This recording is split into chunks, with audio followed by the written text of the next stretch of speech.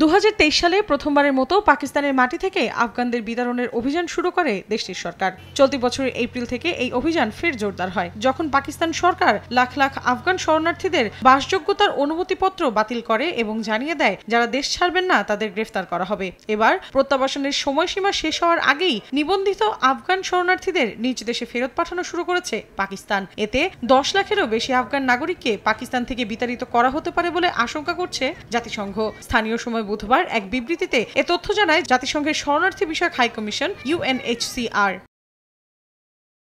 প্রতিবেদনে বলা হয়, আগামী 1 সেপ্টেম্বরের নির্ধারিত সময়সীমার আগেই পাকিস্তান জুড়ে বৈধভাবে নিবন্ধিত আফগান শরণার্থীদের গ্রেফতার ও ফেরত পাঠানোর তথ্য পাওয়া গেছে। এভাবে আফগানদের ফেরত পাঠানোর মাধ্যমে আন্তর্জাতিক আইনের লঙ্ঘন করছে পাকিস্তান। আফগানিস্তানের শরণার্থীদের জোরপূর্বক ফেরত পাঠানো বন্ধ করে মানবিক, স্বেচ্ছায়, ধারাবাহিকভাবে এবং মর্যাদাপূর্ণ প্রত্যাবাসনে পাকিস্তান সরকারের প্রতি আহ্বান জানায় UNHCR।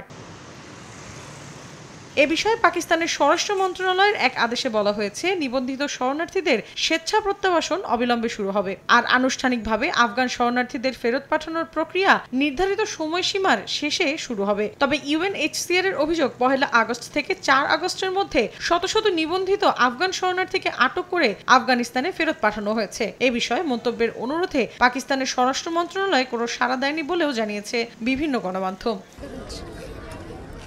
পাকিস্তানে বর্তমানে 13 লাখের বেশি আফগান নাগরিকের কাছে প্রুফ অব রেজিস্ট্রেশন বা POR কার্ড রয়েছে। এছাড়া আরো 7,50,000-এর কাছে আফগান সিটিজেন কার্ড নামের আরেক ধরনের নিবন্ধিত কার্ড রয়েছে। পাকিস্তানের ক্ষমতাসীন সরকার বলছে, বৈধ ভিসাদারি ছাড়া সকল আফগান নাগরিককে পাকিস্তান ত্যাগ করতে হবে। এই প্রত্যাবাসন প্রক্রিয়া পাকিস্তানের 2023 সালের শেষ দিকে চালু করা অবৈধ বিদেশি প্রত্যাবাসন পরিকল্পনার অংশ বলে জানিয়েছে দেশটি।